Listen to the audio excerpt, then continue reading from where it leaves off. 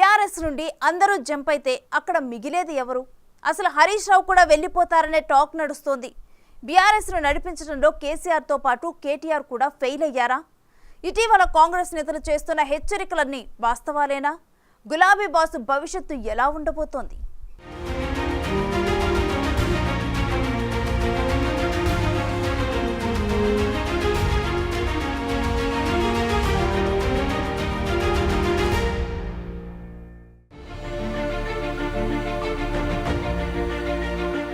తానొకటి తలిస్తే దేవుడు ఇంకోటేదో ప్లాన్ చేస్తాడట. అలా ఉంది ఇప్పుడు బీఆర్ఎస్ పరిస్థితి. అధికారంలో ఉన్న కాలంలో ప్రతిపక్ష నేతలందరినీ టార్గెట్ చేశారు కేసీఆర్. ఇప్పుడు అదే పరిస్థితిని ఎదుర్కోవాల్సి వస్తోంది. 2014-2018 తెలంగాణ అసెంబ్లీ ఎన్నికల్లో విజయం సాధించిన బీఆర్ఎస్ పార్టీ ప్రతిపక్ష పార్టీల ఎమ్మెల్యేల్లో సాధ్యమైనంత మందిని తమ వైపు తిప్పుకుంది. 2014 ఎన్నికల్లో విజయం సాధించిన తర్వాత టీడీపీకి చెందిన 12 మందిని, కాంగ్రెస్కు చెందిన 5గురిని, వైసీపీకి చెందిన 3గురిని, బీఎస్పీకి చెందిన 2ని, సిపిఐకి చెందిన 1 ఎమ్మెల్యేను బీఆర్ఎస్లో చేర్చుకున్నారు. 2018 అసెంబ్లీ ఎన్నికల్లోనూ కాంగ్రెస్ తరపున గెలిచిన 19 మంది ఎమ్మెల్యేల్లో 12 మందిని కేసీఆర్ తన పార్టీలో చేర్చుకున్నారు. వీరితో పాటు 2 టీడీపీ ఎమ్మెల్యేల్ని, మరో 2 ఇండిపెండెంట్ ఎమ్మెల్యేల్ని కూడా చేర్చుకున్నారు. అప్పట్లో 19 మంది ఎమ్మెల్యేల్లో 12 మంది బీఆర్ఎస్లో చేరగానే కాంగ్రెస్కు ప్రధాన ప్రతిపక్ష హోదా కూడా పోయింది. సరిగ్గా ఇప్పుడు బీఆర్ఎస్కు కూడా అలాంటి పరిస్థితే వచ్చే అవకాశం ఉందని ప్రచారం జరుగుతోంది. ఇప్పటికే బీఆర్ఎస్ ఎమ్మెల్యేలు కడియం శ్రీహరి, దానం నాగేందర్, తెల్లం వెంకట్రావు ఆ పార్టీని వీడి కాంగ్రెస్లో చేరారు. ఇప్పుడు మరో 22 మంది బీఆర్ఎస్ ఎమ్మెల్యేలు కూడా కారు దిగడానికి రెడీగా ఉన్నట్టు వార్తలొస్తున్నాయి. ఇలా బీఆర్ఎస్ నుంచి ఎమ్మెల్యేలు, ఎంపీలు, మాజీ ఎమ్మెల్యేలు, మాజీ ఎంపీలు, ఇతర ప్రజాప్రతినిధులు ఒక్కొక్కరుగా బీఆర్ఎస్ని వేయడం లోక్సభ ఎన్నికలకు ముందు నుంచే కేసీఆర్ని కలవరపెట్టింది. ఇక ఇప్పుడు ఆ పరిస్థితి మరింత దారుణంగా మారింది. అందుకే తన అల్లుడు మాజీ మంత్రి హరీష్ రావును కూడా పార్టీని వదిలి బీజేపీలో చేరే విధంగా కేసీఆర్ ప్లాన్ బిని అమలు చేస్తున్నట్టు తెలుస్తోంది. దీంతో తర్వాత ఎన్నికల సమయానికి బీజేపీ నుంచి బీఆర్ఎస్లోకి కొంతమంది నేతలనైనా తెచ్చుకోవచ్చనే ప్లాన్ వేస్తున్నారట. నిజానికి అధికారం దూరమైతే ఇలాంటి పరిణామాలుంటాయని కేసీఆర్కి తెలియంది కాదు. అయితే దాన్ని కాపాడుకోకపోగా పోయేటోళ్లు పోని, ఉండేటోళ్లు ఉండని అనే విధంగా కేసీఆర్ వ్యవహరిస్తున్నారని, ఈ వైఖరితో పార్టీలో ఉండాలని అనుకునేవాళ్లు కూడా విచారణ సర్దేస్తున్నట్టు టాక్ వినిపిస్తోంది. బీఆర్ఎస్కు చెందిన 25 మంది ఎమ్మెల్యేలు కాంగ్రెస్లో చేరబోతున్నారంటూ ఇటీవల మంత్రి ఉత్తమ్ కుమార్ రెడ్డి చేసిన సంచలన వ్యాఖ్యలు తెలంగాణ రాజకీయాల్ని హీటెక్కించాయి.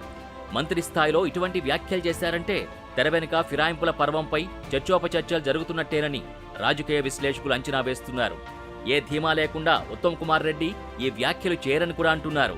ఇక లోక్సభ ఎన్నికల తర్వాత కేసీఆర్కు బీఆర్ఎస్ పార్టీకి మనుగడే ఉండదని ఉత్తమ్ కుమార్ రెడ్డి గతంలోనే పేర్కొనడం ఇందుకు నిదర్శనమని విశ్లేషకులు అభిప్రాయపడుతున్నారు.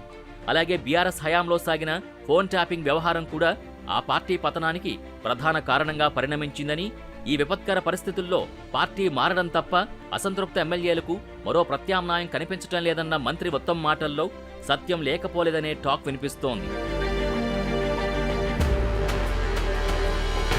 మాజీ మంత్రి మేడ్చల్ బీఆర్ఎస్ ఎమ్మెల్యే మల్లారెడ్డి కూడా కారు దిగి తన మదర్ పార్టీ సైకిల్ ఎక్కేందుకు సిద్ధమవుతున్నారనే టాక్ వినిపిస్తోంది. అందుకు మేడ్చల్ నియోజకవర్గ బీఆర్ఎస్ ముఖ్య నేతలతో రహస్య మీటింగ్ ఏర్పాటు చేసి సమాలోచనలు జరిపారట. ఆస్తుల రక్షణకు మల్లారెడ్డి తెలంగాణలో సరికొత్త రాజకీయానికి తెరలేపే ఆలోచనలో ఉన్నారని రాజకీయ వర్గాలు మాట్లాడుకుంటున్నాయి. ఏపీలో చారిత్రక విజయాన్ని సొంతం చేసుకున్న తర్వాత తెలంగాణ రాజకీయాలపై టీడీపీ అధినేత చంద్రబాబు ఫోకస్ పెట్టారని, తెలంగాణలో మరోసారి పార్టీని బలోపేతం చేసే దిశగా ఆలోచిస్తున్నారనే వార్తలు వినపడుతున్నాయి. ఇందులో భాగంగా ప్రస్తుతం క్రియాశీలకంగా ఉండి బలం కోల్పోయిన తెలంగాణ నేతలకి టీటీడీపీ అధ్యక్ష పదవిని అప్పగించాలని అనుకుంటున్నారట. అందుకే టీడీపీలో చేరి పార్టీకి జవసత్వాలు తేవాలని ఆలోచిస్తున్నారట. ఇక AP CM Chandrababu, Telangana CM Revanth Reddy మంచి స్నేహితులు కావడంతో మల్లారెడ్డికి కేసుల వ్యవహారంలో కాస్త ఊరట దొరుకుతుందనే దిశలో ఈ ఆలోచన చేస్తున్నట్టు తెలుస్తోంది. అందుకే మల్లారెడ్డి తెలంగాణ టీడీపీలోకి వెడితే ఆయనతో పాటుగా మరికొందరు బీఆర్ఎస్ ఎమ్మెల్యేలు కూడా తీసుకెళ్తారని జోరుగా ప్రచారం జరుగుతోంది.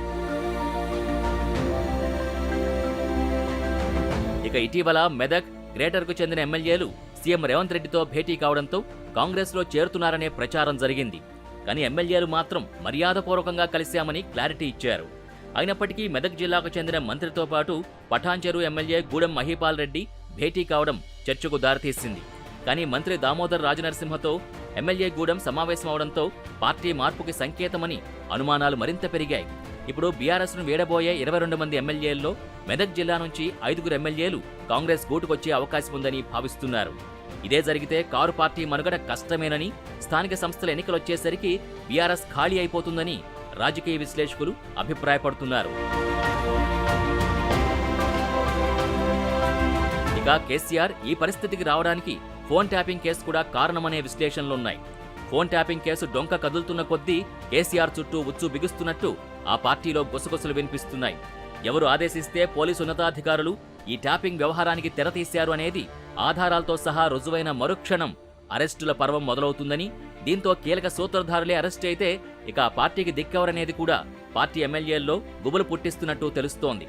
కాబట్టి దీపం ఉండగానే ఇల్లు చక్కబెట్టుకోవడం ఉత్తమమనే ఆలోచనకి ఆ పార్టీ ఎమ్మెల్యేలొచ్చారని రాజకీయ వర్గాలు చెప్పుకుంటున్నాయి. అదీ కాకుండా ఒంటెద్దు పోకడతో పార్టీ పేరు మార్చేసి జాతీయ రాజకీయాల్లో చక్రం తిప్పేద్దామనుకుని కేసీఆర్ బోల్తా పడ్డారని ఆ పార్టీ ఎమ్మెల్యేలే అంటున్నారు. తెలంగాణ వాదం నుంచి పుట్టిన పార్టీకి ఆ పదాన్ని దూరం చేయడం కూర్చున్న కొమ్మనే నరికేసిన చందంగా తయారైందని ఆ పార్టీలోని అసంతృప్త ఎమ్మెల్యేలు బాహాటంగానే కేసీఆర్ను విమర్శిస్తున్నారనే టాక్ ఉంది. దీనికి తోడు ప్రస్తుతం కేసీఆర్ పార్టీని పట్టించుకునే పరిస్థితిలో లేరన్న అభిప్రాయం అందరిలోనూ ఉంది. కూతురు కవిత అరెస్టును కేసీఆర్ జీర్ణించుకోలేకపోతున్నారనే టాక్ ఉంది. కవితను బయటికి తీసుకురావడానికి పడరాని పాట్లు పడుతున్నట్టు సమాచారం. ఈ సమయంలో తెలంగాణలో బీఆర్ఎస్ని నామరూపాలు లేకుండా చేసేలా 2 జాతీయ పార్టీలు పావులు కదుపుతున్నట్టు ప్రచారం సాగుతోంది. అలాగే అధికారం కోల్పోయిన తర్వాత కొద్ది రోజులకే కేసీఆర్ అనారోగ్యానికి గురికావడంతో పాటు అసెంబ్లీ, లోక్సభ ఎన్నికల్లో ఓటమితో మానసిక క్షోభని అనుభవిస్తున్నారని, ఇక కేసీఆర్ పార్టీని గాని రాష్ట్రాన్ని గాని చూసుకునే పరిస్థితుల్లో లేరని ఆ పార్టీ వర్గాలు భావిస్తున్నాయి. అందుకే బీఆర్ఎస్ ఎమ్మెల్యేలు తమ దారి తాము చూసుకుంటున్నారని అభిప్రాయాలు పెరిగాయి.